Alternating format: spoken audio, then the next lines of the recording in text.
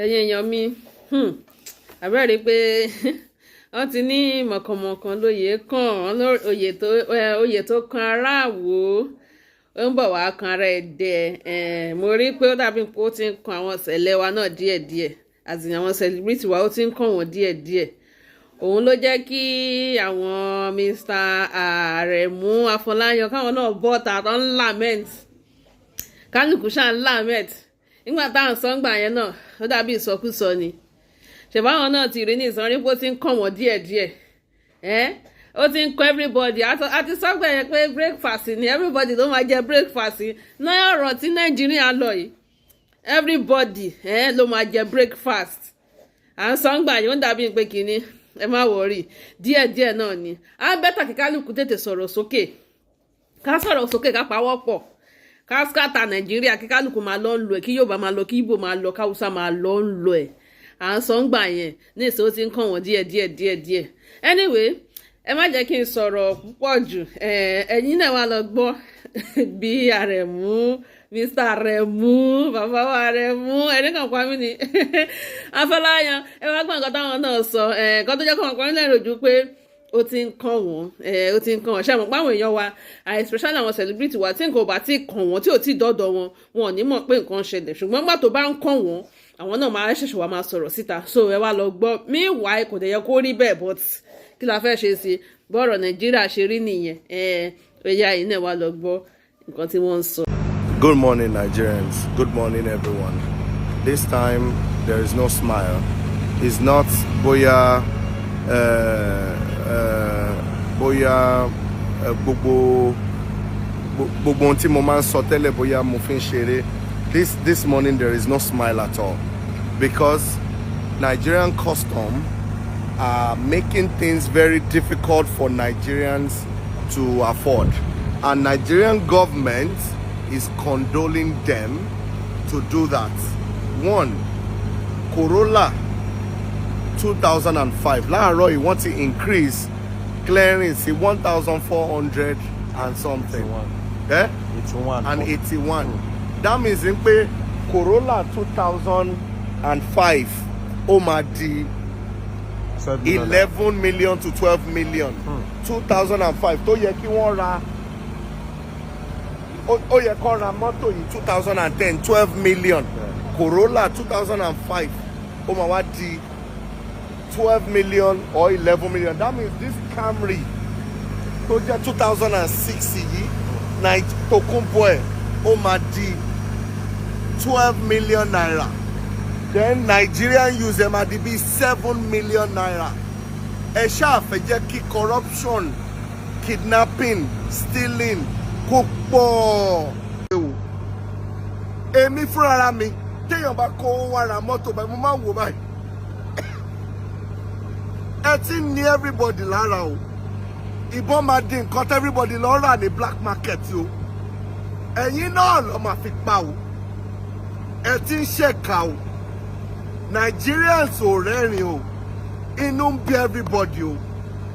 Inú ò bí everybody lásán.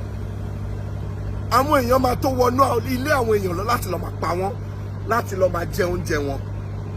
Ìjọ tó bá ti bẹ̀rẹ̀ bẹ́ẹ̀, kò kàn mí bóyá Igbo ló ní presidency, kò kàn mí bóyá Yorùbá or Hausa. Ẹni tó kàn mí ni pé ẹni tó máa wá tó máa jẹ́ kí everything dà. Gbogbo billionaires, gbogbo ẹ̀yin bank MDs, ẹ mọ̀ pé ẹ̀yin nìkan o, ẹ mọ̀ pé ó lè níyìn o. All the bank MDs, ẹ mọ̀ pé ó lè níyìn o, olórí burúkú níyìn. You people are the one that take everybody's money and put that money, store it away and give it to Aboki for black market. Now you make dollar so scarce. Why are we even spending dollar in Nigeria when we are supposed to be spending naira? You are a terrible set of people. Your house will burn down. Your children will collapse. Your own entire generation will collapse because you are making things difficult. When I first of all saw Emefiele, I thought because he was wearing a glass and the way he was analyzing Aboki FX, I was thinking, oh God, how is this man so brilliant? He's saying that Aboki FX should bring where he gets his own data from for him to be increasing dollar anyhow. Now, without knowing that he is the most corrupt personnel in this country, I thought if I was the president of this country, I will make you, Emefiele, a scapegoat. I'll put you on a 1991 Land Rover Discovery, and I would drag your body all over the country to make you an example for anyone who wants to steal the public fund. You are a terrible thief. Every money you steal, I don't know what you want to do with it. There's nothing you want to buy. What do you want to buy? A Range Rover? A Land Cruiser? How many houses do you want to stay? You want to stay in a distinguished house.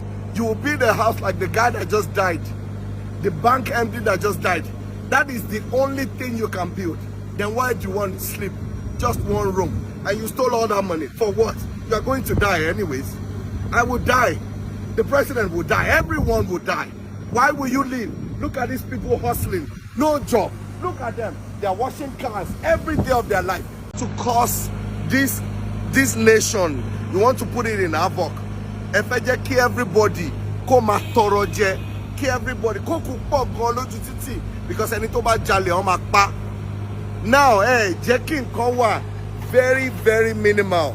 Federal government, you are not putting your federal custom on check. That means nobody will be able to import anything. Now, people that does not do forex trading, which is importing and exporting, they are not going to know anything about this. But this time around, you are making life very difficult. And it's only moto no compound madeni ò ní nǹkan kan mọ́ because àwọn èèyàn máa bẹ̀rẹ̀ sí ní họ́ọ̀dì mọ́tò wọn sì wọn ò ní tà mọ́ because tó bá tà kò sí ohun tó máa rà mọ́. Ṣé tí má ta Corolla ní 12 million naira? Ṣé inú ẹni tí ó ra Corolla yẹn tó kó 12 million naira tó yẹ kó fi kọ́ ilé lẹ̀? Ṣé inú ẹ̀ máa dùn? And federal government, you are sitting on your throne doing nothing. Ìkànnì o, dá o. Ẹ feel pé ẹ ń ṣoríire ni. Ẹ ṣoríire o. Ẹ̀jẹ̀ tí ẹ̀ ń kó sórí ó máa padà pa yín o. Àwọn èèyàn ò ní rówó ra mọ́tò mọ́ o. Ó máa bẹ̀rẹ̀ sí ní pààyàn kiri ní Nàìjíríà ni o. Ẹ rò pé kò sí peace wà lẹ́kọ̀ọ́. Àwọn èèyàn ò ní rówó ra mọ́tò mọ́ o. Ó máa bẹ̀rẹ̀ sí ní pààyàn kiri ní Nàìjíríà ni o. Ẹ rò pé kò sí peace wà lẹ́kọ̀ọ́. Ó máa lọ sínú government house ló máa pa àwọn èèyàn because ẹ wo nǹkan tẹ́ ń ṣe. You are putting stress on Nigeria. Turkey ẹyọ kan ní ibi tí wọ́n ti ń ta oúnjẹ ó ti di 4,000 naira. Nísìn tí gbogbo nǹkan ti ń rise, Turkey máa di 5,000. Turkey tó yẹ ká rà ní 1 pack for 4,000 naira. Ẹyọ kan oṣooṣù ti wá di 4,000. Ṣé rí pé nǹkan ti wà unbearable? Cement 9,000. Cement ti wèrè Dangote yẹn ó ti di 9,000. Ẹ dẹ̀ lọ sí neighboring country Africa. Wọ́n tà ní 1,500 níbẹ̀. Ẹ dẹ̀ ń jẹ́ kí gbogbo nǹkan níyàn lára. Yorùbá ló wà lórí throne o. Yorùbá tẹ́ ẹ fẹ́ fi sí. Kókó èmi o. Mi ò gba owó o. Ẹ ní ṣoríire o. Ẹ ní ṣoríire o. Bẹ́ẹ̀ bá ṣe ń jẹ́ kó ẹ kàn sọ fún mi. Ta lẹni ibo ló fi sí tọ́rọ̀ ìtì ẹ̀ sí pé ẹ láti máa increase cost of living. Is it that ẹ fẹ́ pa everybody? Ṣé ẹ fẹ́ pa everybody ni? Ẹ sọ fún mi. Even the billionaires tó jẹ́ normal billionaires tó ṣe ń dìde wọn ò ní rí nǹkan ṣe mọ́ because poor people ló ń fìdí yín. Owó poor people lẹ fi ń di billionaire. Poor people yẹn ò wá ní rí nǹkan kan ṣe mọ́. School Lady Luck Institute ní Alagomeji ńbẹ̀ yẹn ẹ lọ wò. The Lady Luck is still the way it was when I was in primary school way fucking long time. Your children will go to Australia, they will go to Germany, they will go to Japan, to go Nagasaki, they will go everywhere to go to school. But I know you don't fucking care. But ni black market. Watch it. You will see what will happen to this nation. I know that if I come very soon, come and fly, come and say, do you remember this place? I want black people come and baby by tell them I'm going to Nigerians. If I do everything, but I told you everything, everybody know my genuine. nature ò ní jẹ́ kẹ́ lọ. Every bank MDs that has made this country, because gbogbo ẹ̀yin billionaire ẹ̀yin gangan lẹ pay cost of living poor people òun ló feed ẹ̀yin. Without the poor, you cannot exist. Every billion you've made out of the poor. And now you want the poor to die for it. Oh, no, no, no. Try and make a mistake and elect me as your president. You will all pay for it.